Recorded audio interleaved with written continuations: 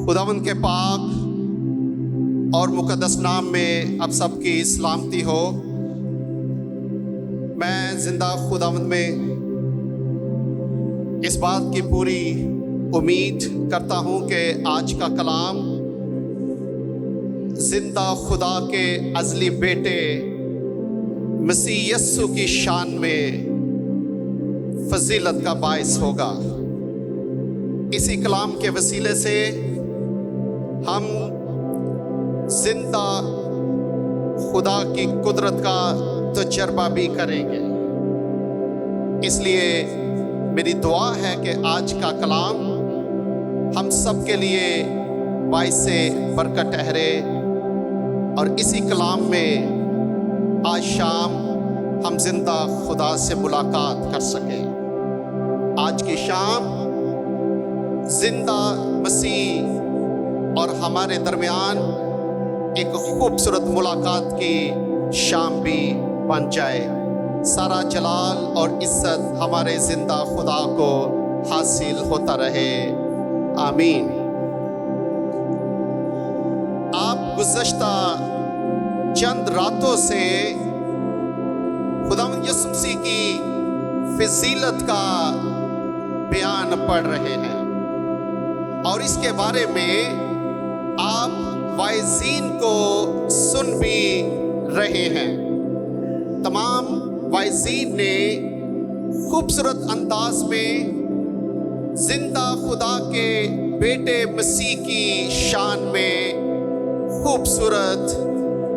Was हमारे सामने पेश किए। मसीह खुदावंद की फजीलतों का बयान उन्होंने हमारे सामने किया। आज की शाम मैंने दो अबायात की तिलावत आपके लिए करवाई। मुकद्दस ईसाया की किताब में से और दूसरा हवाला नए एहतनामे में से मुकद्दस लूका की इंजील और उसके पहले बाब से हुई थी। इन दोनों हवालाजात को मैं एक मुख्तलिफ पहलू से देखना चाहता हूं। इस लिहाज से कि खुदावंद यीशु मसीह के बारे में जो पुराने अहदनामे के अंबिया, फरिश्तों और जिंदा खुदावंद की तरफ से की गई पेशीन गोइयां थी, ये खुदावंद यीशु मसीह की पाक ज़ात के फ़ज़ाइल या उसकी फजीलतों का बयान करती हैं। ये पेशीन गोइयां दरअसल खुदावंद यीशु मसीह का तारुफ या उसकी ज़ात के बारे में हमें बताती हैं कि जो हस्ती इस दुनिया में पैदा होने वाली है या जो हस्ती इस दुनिया में अंबिया की पेशीन गोइयों के मुताबिक आएगी, वो अपनी ज़ात और सफ़ात के लिहाज से कैसी होगी। और मैं इन पेशीन गोइयों को आज एक मुख्तलिफ पहलू से देखना चाहता हूँ। अगर आप मुकद्दस यशायाह की किताब में से जो तिलावत की गई है इस मतन पर गौर करें तो मसीह खुदावंद के बारे में जो पेशीन गोइयां हैं, दरअसल ये मसीह की ज़ात के बारे में बड़े बड़े दावे भी हैं जो जिंदा खुदा ने और उसके अंबिया ने मसीह के बारे में किए हैं। जैसे अगर आप यशायाह की किताब में से उसके 9वें बाब और 6ठी आयत से पढ़ना शुरू करें तो मसीह के बारे में बड़े बड़े दावे इस तरह से किए गए हैं कि वो लड़का यानी मसीह खुदावंद जो पैदा होने वाला है वो क्या होगा। और लिखा है कि सल्तनत उसके कंधे पर होगी और उसका नाम अजीब, मशीर, खुदाए कादिर, अब्दियत का बाप और सलामती का शहजादा होगा। उसकी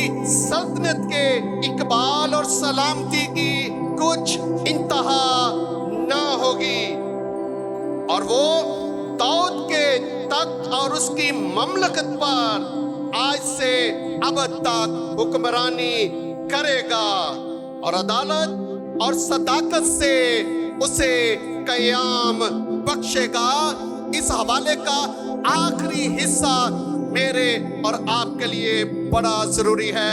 और लिखा है कि रब्बुल अफवाज की गयूरी ये करेगी।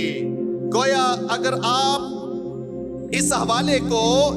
इस नुक्ते नजर से देखें कि ये पेशीन गोई के साथ साथ मसीह की फजीलत भी बयान करता है और मसीह की शान के बारे में इस हवाले में बड़े बड़े दावे जो हैं वो किए गए हैं। जब आप नए अहदनामे में से मुकद्दस लूका की मार्फत इंजील में फरिश्ते के पैगाम के बारे में पढ़ना शुरू कर देते हैं, जब फरिश्ता मुकद्दसा मरियम के पास आता है तो मसीह की शान में वो कोई नई बात नहीं करता, बल्कि मुकद्दसा मरियम के सामने वो उन्हीं दावों को दोहराता है जो मसीह की फजीलत के बारे में पुराने अहदनामे के अंबिया ने किए थे। इसलिए जब वो मुकद्दसा मरियम से मुखातिब होता है तो वो इस तरह से कलाम करता है कि जो खुदा का बेटा इस दुनिया में आने वाला है वो कहता है कि उसका नाम यस्सु रखना, जो कि यस्सु से मुराद दुनिया का निजात दहिंदा है। और वो फरमाता है कि खुदा उसके बाप दाऊद का तख्त उसे देगा और वो याकूब के घराने पर अब तक बादशाही करेगा और उसकी बादशाही का आखिर ना होगा। मुकद्दसा मरियम इस पैगाम से बहुत ज्यादा हैरान थी कि ये कैसा कलाम है जो फरिश्ता मुझसे कर रहा है, लेकिन फरिश्ते ने मुकद्दसा मरियम से मुखातिब होकर इसी पैगाम को जारी रखते हुए फरमाया कि जो बच्चा इस दुनिया में पैदा होने वाला है वो अपनी कुदरत, इख्तियार और फजीलत के लिहाज से मालूते मुकद्दस खुदा का बेटा कहलाएगा। और इस हवाले का इख्तिताम भी बड़ा खूबसूरत है, जैसा मुकद्दस यूसाया की किताब में इख्तिताम हुआ बिल्कुल उसी तरह से हम यहाँ देखते हैं। जब मुकद्दसा मरियम के लिए ये सारी बातों को हज़म करना और समझना मुश्किल था तो फिर उसने जिंदा खुदा के कलाम के ताबे करते हुए ये फरमाया कि मेरे लिए तेरे कौल के मुआफी को, चूंकि फरिश्ते ने उस पर ये बात वाज़े कर दी, क्योंकि जो कौल खुदा की तरफ से है वो हरगिज बेतासीर ना लौटेगा। लिहाजा अगर आप इन हवाला जात को इस तनाजुर में देखें कि ये पेशीन गोइयां जिंदा मसीह के बारे में ऐसे दावे थे जिनको साबित खुदावंद यीशु मसीह ने करना था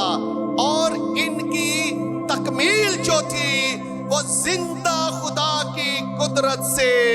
मुमकिन थी। क्योंकि जो पेशीन गोई या दावे आप मुकद्दस यूसाया के सहीफे उसके 9वें बाब में पढ़ते हैं तो जो दावे मसीह खुदावंद के बारे में किए गए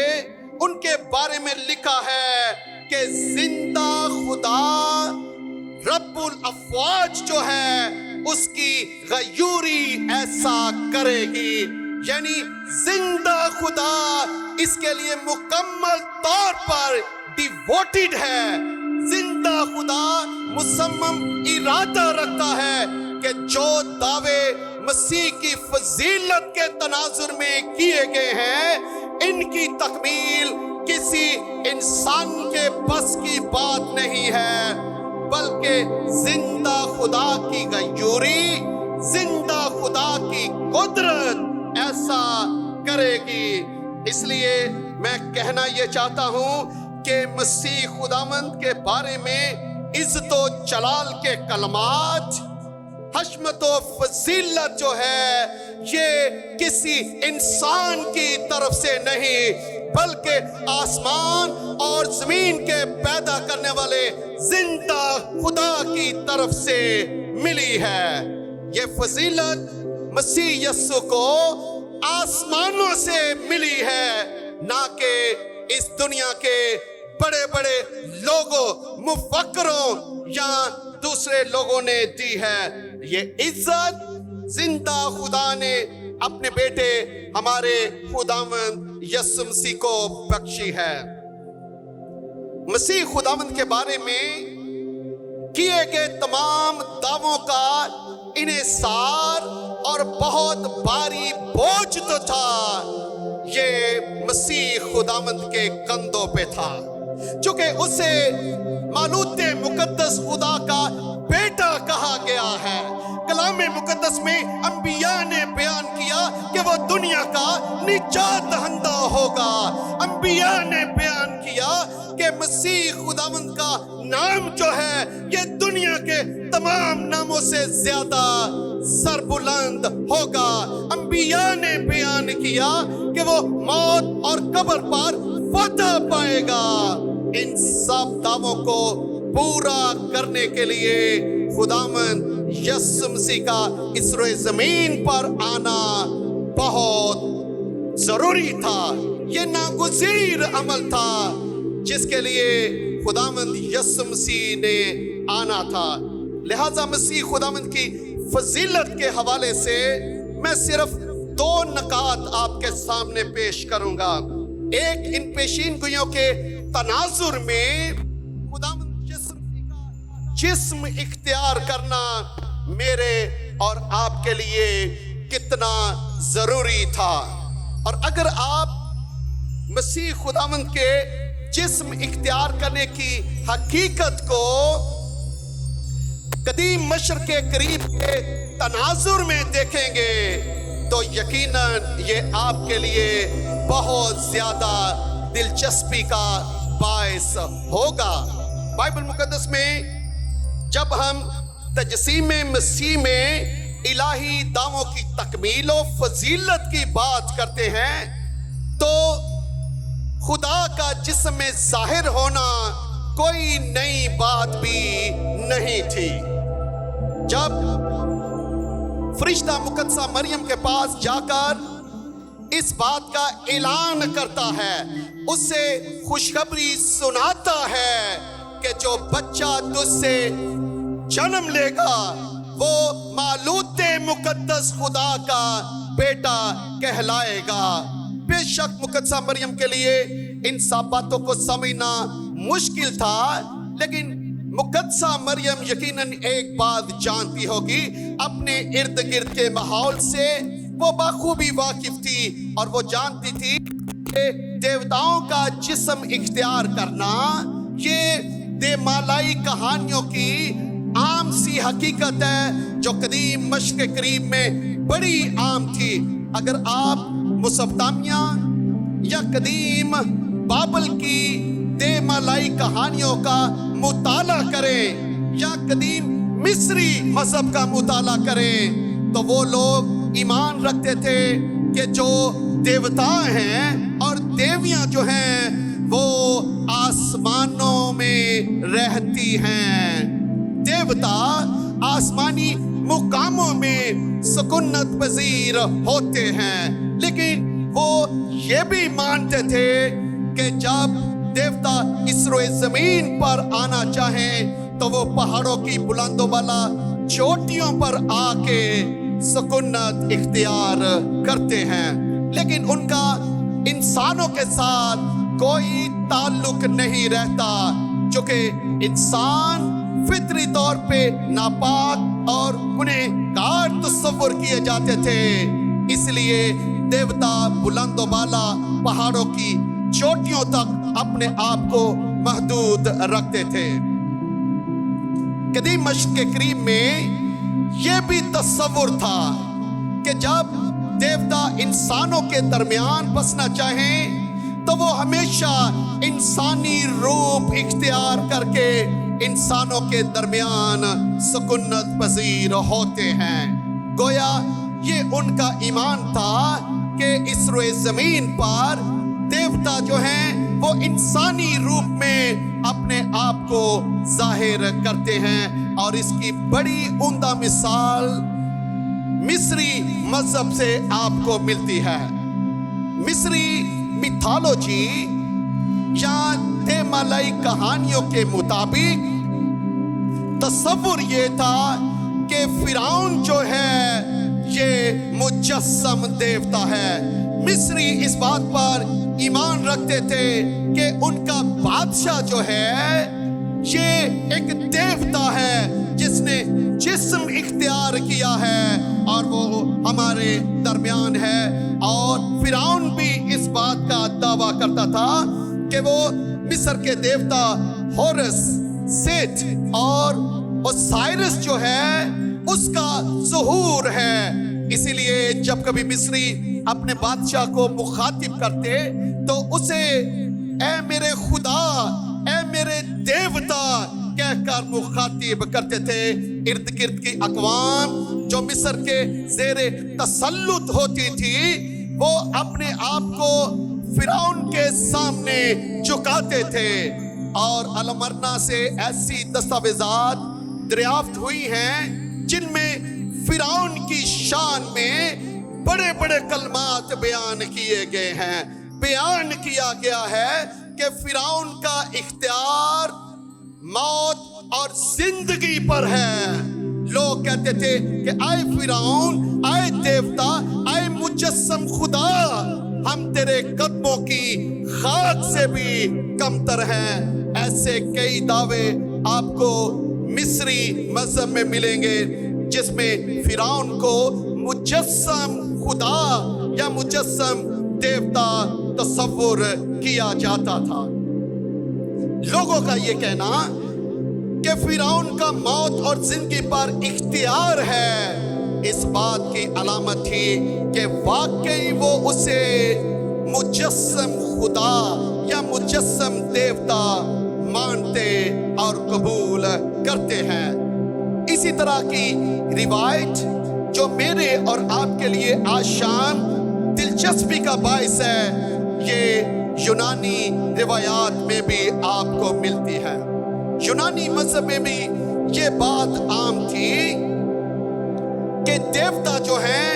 وہ انسان کے روپ میں اس دنیا میں آتے ہیں۔ ان کا ایمان تھا کہ دیوتا انسانی جسم اختیار کر کے اس روئے زمین پر اترتے اور انسانوں کے درمیان رہتے ہیں، اور اس کی ہمیں ایک بہت دلچسپ حقیقت جو ہے اس دنیا کی تاریخ کے ایک بہت ہی زیرک حکمران اسکندر اعظم کی زندگی میں ملتی ہے۔ تاریخ یہ بتاتی ہے کہ جب 356 قبل مسیح میں اسکندر اعظم پیدا ہوا تو اس کے باپ فلپ نے جب اس کے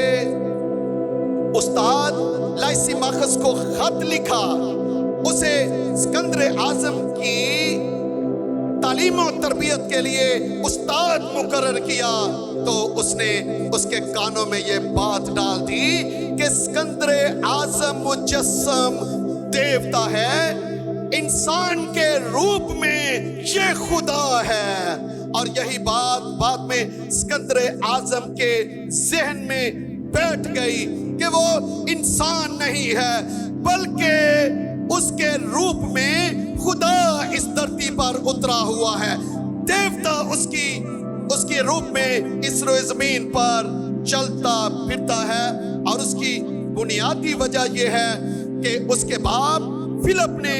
اس بات کا دعویٰ کیا تھا کہ وہ ہرکلیس دیوتا کا بیٹا یا فرزند ہے۔ یہی وجہ ہے کہ یونانی لوگ اس بات پر ایمان رکھتے تھے کہ زیوس دیوتا کی روح نے اسکندر اعظم کی صورت میں जन्म लिया है और वो इस रोए जमीन पर चलता फिरता खुदा है। तारीख में ये अजीब हुस्ने इत्तेफाक है कि सिकंदर आजम की गैर मामूली सलाहियतों और फतूहात की वजह से वाकई लोग उसे मुजस्सम खुदा समझने लगे। सिकंदर आजम के दिल में भी ये बात बैठ गई कि वो इंसान नहीं है बल्कि मुजस्सम ज़यूस देवता है, क्योंकि उसने देखा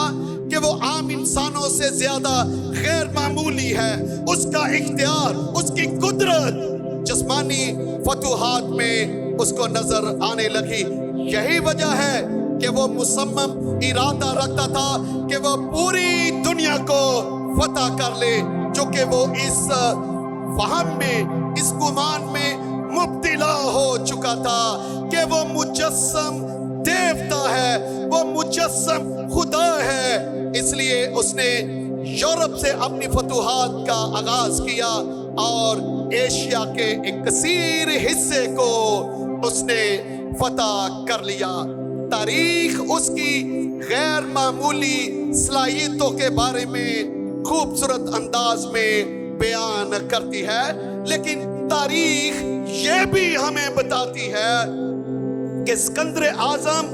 आम इंसानों की तरह 356 कबल मसीह में पैदा हुए। वो 336 कबल मसीह में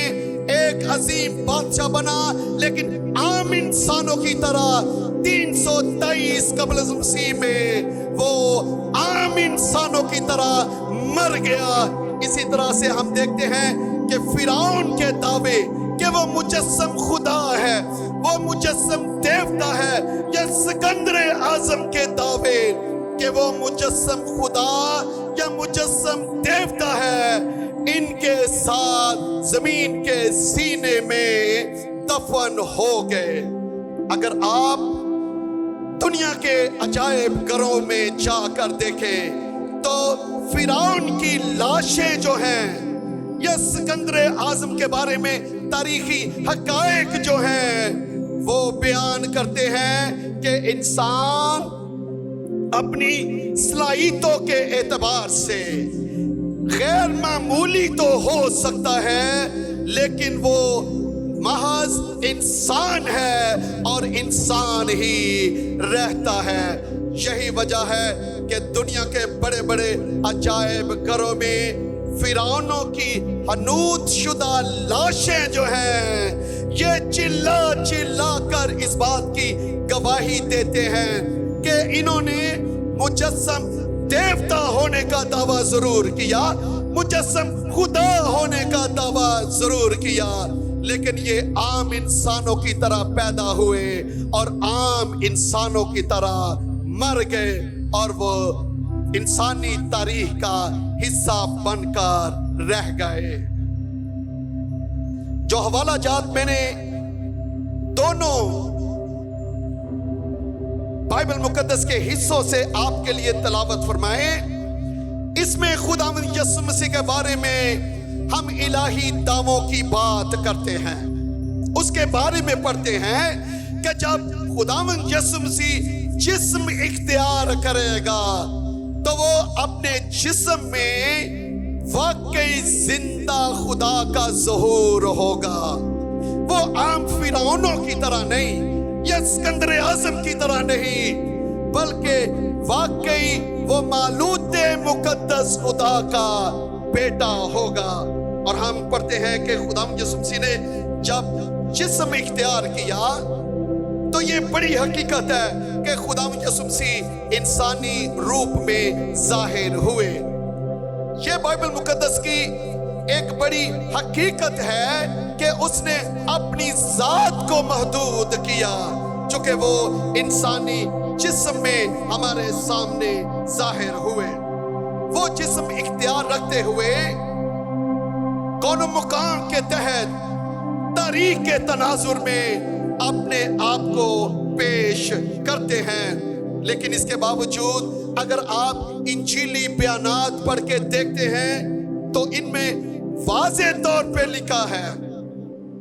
کہ مسیح خداوند نے جسم ضرور اختیار کیا، ہم اسے انسانی روپ میں ضرور دیکھتے ہیں، لیکن اس کے باوجود قدرت اور اختیار کے اعتبار سے وہ ابھی بھی لامحدود تھا۔ وہ اس دھرتی پہ چلتا پھرتا زندہ خدا کا ظہور اور زندہ خدا کا مظہر تھا۔ ہم دیکھتے ہیں کہ اپنے وعدوں کے تناظر میں مسیح خداوند کے سارے معجزات اس بات پر مہر ثبت کرتے ہیں کہ خداوند یسوع مسیح کے معجزات قانون فطرت سے ماورا ہمیں نظر آتے ہیں۔ مسیح خداوند اپنے جسم میں مقید ضرور تھا، لیکن اس کے باوجود وہ فطری عوامل پر مکمل طور پہ اختیار رکھتا ہے، اور خداوند یسوع مسیح کے معجزات، خداوند یسوع مسیح کی تعلیمات اور مسیح خداوند کا فطری عوامل پر اختیار جو ہے وہ اس بات پر مہر ثبت کرتے ہیں کہ جو باتیں خداوند یسوع مسیح کے حق میں کی گئی تھی، جو دعوے مسیح کے بارے میں کیے گئے تھے، وہ اس بات کو ظاہر کرتے ہیں کہ خداوند یسوع مسیح کی صورت میں زندہ خدا اس دھرتی پہ چلتا پھرتا تھا۔ جب مسیح بولتا تھا تو لوگ زندہ خدا کی آواز سنتے تھے، جب لوگ مسیح کو چھوتے تھے تو وہ زندہ خدا کو چھوتے تھے، جب مسیح قدرت کا اظہار کرتا تھا تو وہ زندہ خدا کی قدرت کا مظہر ہوتا تھا۔ لہذا خداوند یسوع مسیح جو ہے اس کی فضیلت اس بات میں تھی کہ وہ آسمان پر ہو یا زمین پر انسانی روپ میں وہ خدا تھا، اور خدا جسم کے اعتبار سے بھی اس دنیا کے سامنے چلتا پھرتا اور تعلیم دیتا رہا۔ میں کہنا یہ چاہتا ہوں کہ لوگوں کے کہنے سے کوئی خدا یا الہی ہستی نہیں بنتا، لوگوں کے دعووں سے نہ تو کوئی خدا بن سکتا ہے اور نہ ہی اس جیسا مرتبہ رکھ سکتا ہے۔ خدا الہی صفات کا نام ہے، خدا خالق ہونے کا نام ہے، خدا نجات دہندہ ہونے کا نام ہے، اور یہ ساری صفات میرے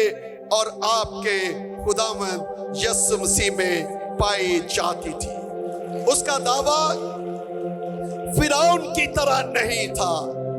اس کے دعوے اسکندر اعظم کی طرح سے نہیں تھا، یا مسیح کے کانوں میں کسی ربی یا شرع کے عالم نے یہ نہیں کہا کہ تو مجسم خدا ہے، تو مجسم دیوتا ہے، بلکہ زندہ خدا اور اس کے انبیاء نے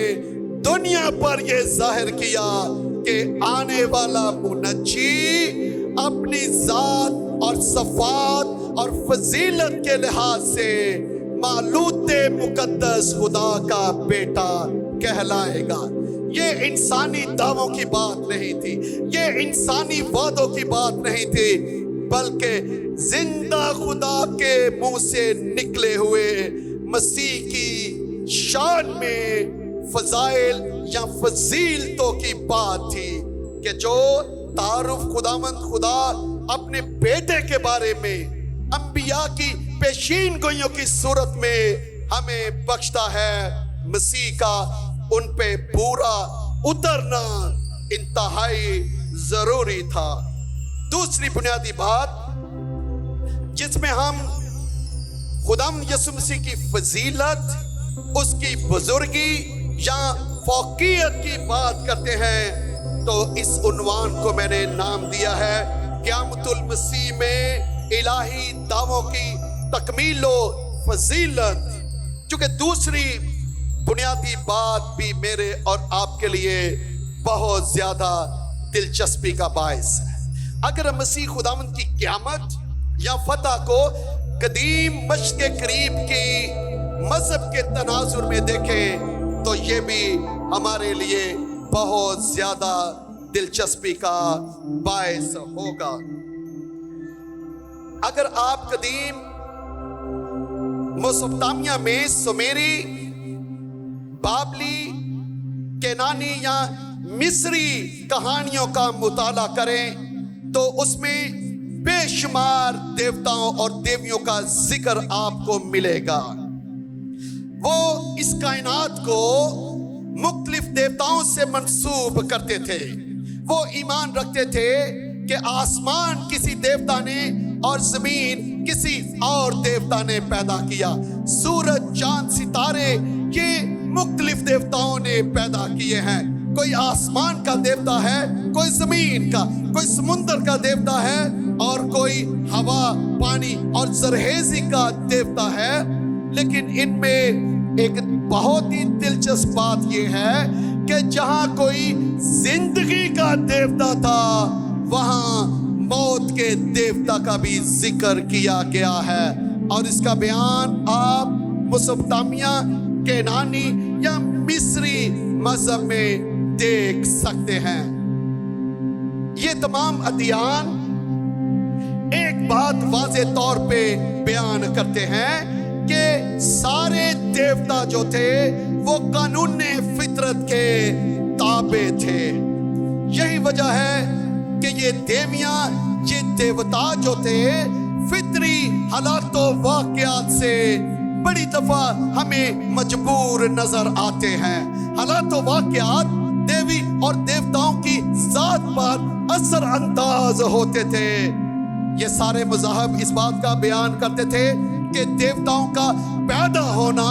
اور ان کا مرنا جو ہے یہ معمول کی بات تھی۔ آپ ان سارے مذاہب کو پڑھ کے دیکھ لیں، وہ واضح طور پہ کہتے ہیں کہ دیوتا اس دنیا میں آتے ہیں اور وہ مر جاتے ہیں، وہ جوان ہوتے ہیں اور وہ بزرگ ہو جاتے ہیں۔ ایک بہت ہی بھیانک حقیقت جو ان مذاہب میں بیان کی گئی ہے وہ یہ کہ دنیا کا ہر ایک دیوتا، خواہ وہ آسمان کا دیوتا ہے یا زمین کا ہے، وہ فضا کا ہے یا سمندر کا، حتیٰ کہ زندگی کا دیوتا جو ہے اسے بھی اپنی موت کے وقت موت دیوتا کے سامنے گھٹنے ٹیکنے پڑتے ہیں۔ قدیم لوگوں کا ایمان یہ تھا کہ پاتال یا زیر زمین جس کو ہم قبر کہتے ہیں یا پاتال کہتے ہیں، وہ کہتے تھے کہ اس حصے کا بادشاہ جو ہے، حکمران جو ہے، وہ موت دیوتا ہے۔ اس لیے دنیا کے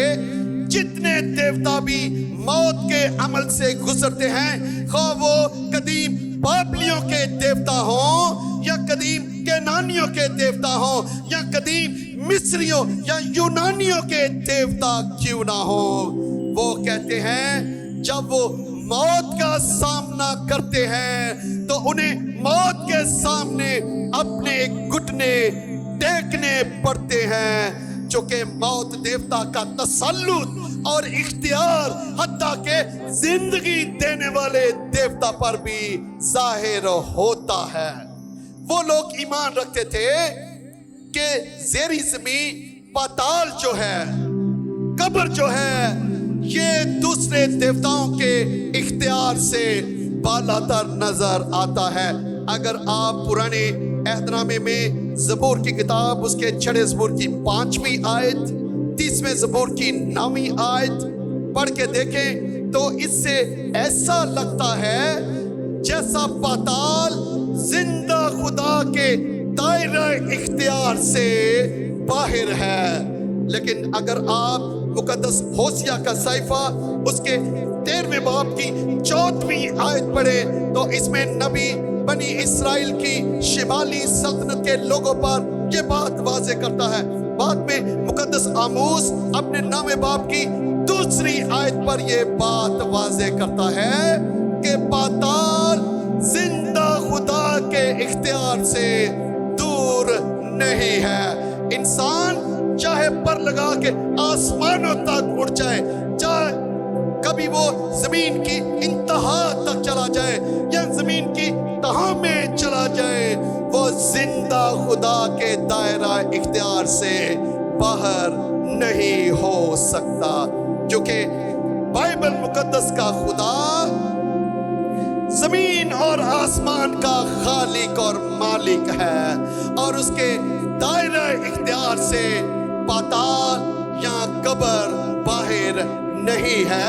یہی وجہ ہے کہ جب خداوند یسوع مسیح جسم اختیار کرنے کے بعد اس دنیا میں آتے ہیں تو وہ اپنی ذات، اختیار اور قدرت کے لحاظ سے چلتا پھرتا خدا تھا، اس لیے یہ ناممکن تھا کہ دنیا کا کوئی دیوتا، دنیا کا کوئی مرض، دنیا کے حالات و واقعات زندہ خدا کے بیٹے مسیح کی قدرت پر مسلط ہوتے۔ اور آج کی شام میں آپ کو یہ بات بتانا چاہتا ہوں، اس دنیا میں اور دنیا کی تاریخ میں ہزاروں اربوں جنگیں لڑی گئی ہیں، لیکن جو جنگ میرے اور آپ کے خداوند یسوع مسیح نے قبر میں اتر کر ابلیس اور اس کے فرشتوں کے خلاف، اس کی قدرت کے خلاف لڑی، میں یہ آج اعلان کرنا چاہتا ہوں کہ آسمان کے تلے اس سے بڑی جنگ آج تک نہیں لڑی گئی۔ اور میں دوسری بات یہ بھی کرنا چاہتا ہوں کہ دنیا کی تاریخ کے آپ احوال پڑھ کے دیکھ لیں، جب بھی جنگیں ہوئی ہیں یہ فوجوں کے درمیان ہوئی ہیں، ہزاروں کی تعداد میں لوگ ایک دوسرے سے نبرد آزما ہوتے رہے، لیکن جب خداوند یسوع مسیح قبر میں اترتے ہیں تو اکیلے تنہا اس نے ابلیس اور اس کی قدرت کی فوجوں کا مقابلہ کیا، کوئی شخص اس کے ساتھ نہیں تھا۔ اگر میں قدیم مشرق کے قریب کے تناظر میں بیان کروں تو یہی وہ بیٹل فیلڈ تھا جہاں پہ دنیا کے انبیاء، دنیا کے زیرک حکمران ناکام ہوئے ہیں۔ دنیا کے بڑے بڑے بادشاہوں نے بڑی بڑی جنگیں تو جیتی، لیکن جب انہوں نے موت دیوتا کا سامنا کیا تو ان کے گھٹنے اس دیوتا کے سامنے جھک گئے اور وہ مٹی کے سینے میں ہمیشہ کے لیے دفن ہو گئے۔ لیکن جب خداوند یسوع مسیح میرے اور آپ کے لیے مصلوب ہونے کے بعد قبر میں اترتے ہیں تو قبر میں محض آپ یہ نہ سمجھ لے کہ مسیح خداوند مردہ جسم کے ساتھ لیٹے ہوئے تھے، میں کہنا یہ چاہتا ہوں کہ وہ جنگ تھی ابلیس اور اس کی فوجوں کے خلاف جو میرا اور آپ کا منجی قبر میں لڑ رہا تھا۔ یہی وجہ ہے کہ جب خداوند یسوع مسیح نے تنہا اس جنگ کو جیتا،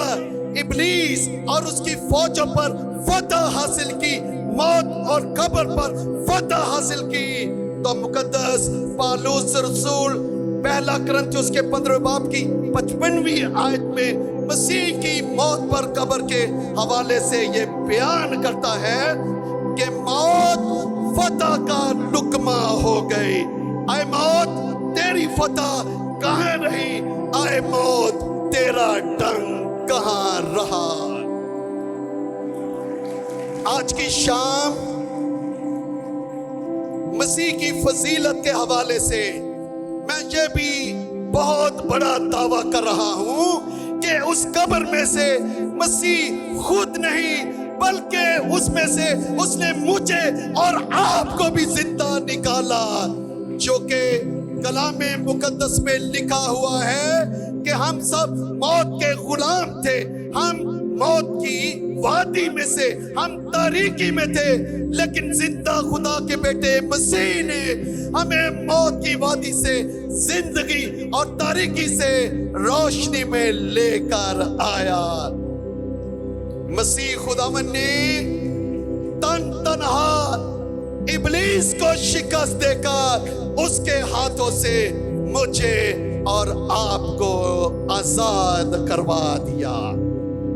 مسیح کے سر پہ فتح کا تاج تھا جو آج تک دنیا کے کسی بادشاہ یا کسی اور ہستی کے سر پہ نہیں تھا۔ میں کہنا یہ چاہتا ہوں کہ اس تاریخ کا نہ تو اس سے بڑا معجزہ مسیح سے پہلے اور نہ ہی جب تک سورج چاند اور ستارے رہیں گے اس سے بڑا معجزہ ہوگا کہ خداوند یسوع مسیح خدا کا بیٹا تھا، وہ اپنی ذات اور صفات کے لحاظ سے خدا ہے۔ یہی وجہ ہے کہ مسیح نے نہیں بلکہ موت کو مسیح کے آگے گھٹنے ٹیکنے پڑے۔ یہ ہے مسیح کی فضیلت، یہ ہے مسیح کی شان۔ وہ موت جس کے سامنے دنیا کے بڑے بڑے عظیم اور زیرک بادشاہوں نے گھٹنے ٹیکے، مسیح خداوند کے سامنے وہ موت گھٹنے ٹیکتی ہے، چونکہ وہ اپنی ذات اور صفات میں خدا ہے۔ اور یہی سب سے بڑی بات تھی کہ خدا کے منہ سے نکلے ہوئے مسیح کے بارے میں بڑے بڑے کلمات، بڑے بڑے دعوے اسی صورت میں ثابت ہو سکتے تھے کہ خداوند یسوع مسیح یہ ثابت کرے کہ وہ فرعونوں کی طرح نہیں، مصر کے دیوتاؤں کی طرح نہیں، کینانی دیوتاؤں کی طرح نہیں، وہ یونانی دیوتاؤں کی طرح محض کوئی خواب نہیں ہے، بلکہ حقیقت میں وہ زندہ خدا کا ازلی بیٹا ہے جو زمین و آسمان کی پیدائش سے بیشتر زندہ خدا کے ساتھ خدا، اور وہ جسم اختیار کرنے کے بعد ہمارے سامنے آتا ہے۔ یہی وجہ ہے کہ میں بتانا یہ چاہ رہا ہوں کہ ابتدائی کلیسیا اور آج 21ویں صدی میں بیٹھی کلیسیاؤں کا ایک ہی نعرہ ہے کہ ان کا مسیح موت اور قبر کے بندروں کو توڑ کر زندہ ہوا ہے۔ یہ فرشتوں کی گواہی کا مرکزی عنوان بن گیا۔ اگر آپ ابتدائی کلیسیاؤں یا رسولوں کی تعلیمات کا جائزہ لیں تو ان کے وائز اور ان کی منادی میں ایک مرکزی نقطہ تھا، اور وہ یہ تھا کہ ان کا مسیح واقعی زندہ مسیح ہے۔ یہی وجہ ہے کہ مقدس پطرس جب وعظ کرتا ہے تو مسیح کی فضیلت میں بیان کرتا ہے کہ مسیح کے مردوں میں سے جی اٹھنے کے بعد، موت اور قبر پر فتح کے بعد، وہ فرماتا ہے کہ خدا نے مسیح کو دنیا کا نجات دہندہ ٹھہرا دیا۔ اور وہ بڑی خوبصورتی سے بیان یہ کرتے ہیں کہ خدا نے اسے وہ نام بخشا جو سب ناموں سے اعلیٰ ہے۔ یہ ہے فضیلت۔ مسیح ہی نہیں بلکہ خدا نے اس کے نام کو بھی فضیلت بخشی۔ اگر آپ فلپیوں کے نام خط اس کے دوسرے باب کی 9ویں آیت سے پڑھیں تو اسی قیامت کی وجہ سے، موت اور قبر پر فتح کی وجہ سے، کلام مقدس میں لکھا ہے اسی واسطے خدا نے بھی اسے بہت سربلند کیا اور اسے وہ نام بخشا جو سب ناموں سے اعلیٰ ہے، تاکہ یسوع کے نام پر ہر ایک گھٹنا جھکے، اور آسمانیوں کا ہو یا زمینیوں کا یا ان کا جو زمین کے نیچے ہے۔ یہ ہے فضیلت۔ اور مقدس پطرس کہتا ہے کہ آسمان کے تلے انسانوں کو کوئی دوسرا نام نہیں بخشا گیا جس کے وسیلے سے نجات ممکن ہے۔ انسان آج بھی اور اس کنونشن میں ہم بیماروں کے لیے دعا کرتے ہیں، لوگوں کی مشکلات کے لیے دعا کرتے ہیں، اور آج خداوند یسوع مسیح جسمانی صورت میں ہمارے درمیان نہیں، لیکن آج بھی مسیح کی ذات میں جو قدرت اور اختیار ہے اس کے نام کے وسیلے سے ظاہر ہوتا ہے۔ क्योंकि कदीम मशरिक़ करीब में ये भी एक बहुत बड़ी हकीकत थी कि तसव्वुर ये किया जाता था कि देवताओं के नाम में कुदरत होती है, देवताओं के नाम में इख्तियार जाहिर होता है। लेकिन आज उन फिरौनों, उन देवताओं के नाम जमीन के सीने में दफन है, लेकिन मसीह का नाम आसमान के तले, जंगलात में, पहाड़ों पर, सहराओं में और मैदानों में लोगों की शिफा और निजात के लिए इस्तेमाल होता है। आज भी हम दुआ करते हैं और कहते हैं यीशु मसीह के नाम से हम विद्रोहों को निकालते हैं और कहते हैं कि यीशु मसीह के नाम से लोग मुर्दों को जिंदा करते हैं और कहते हैं यीशु मसीह के नाम से। मैं कहता हूं कि जो फजीलत खुदा ने अपने बेटे को बख्शी, वो बुजुर्गी, वो इज्जत, वो जलाल उसने उसके नाम को भी बख्शा। और कलाम मुकद्दस ये बयान करता है कि मसीह को वो नाम बख्शा गया जो सब नामों से आला है, वो नाम जिसका इकरार हर एक जुबान करेगी और जिसके सामने दुनिया के हर एक बशर का घुटना झुकेगा। मेरा और आपका मसीह आम देवताओं की तरह कोई देवता नहीं, जिन्होंने जिस्म इख्तियार करने के बड़े बड़े दावे तो किए, लेकिन वो जमीन के सीने में आज दफन है। जो मौत में जिन्होंने मौत का सामना किया तो वो वहीं के वहीं रह गए, लेकिन मेरा और आपका मसीह जिंदा मसीह है। कलीसियाएं उसी नाम की हम तो तारीफ करती रहेंगे, उसी नाम से दुआएं करती रहेंगे, उसी नाम से वो फतह हासिल करती रहेंगी। खुदावंद इन कलाम की बातों के वसीले से अपने बेटे के नाम को इज्जत, जलाल, हशमत और फजीलत बख्शा रहे। आमीन।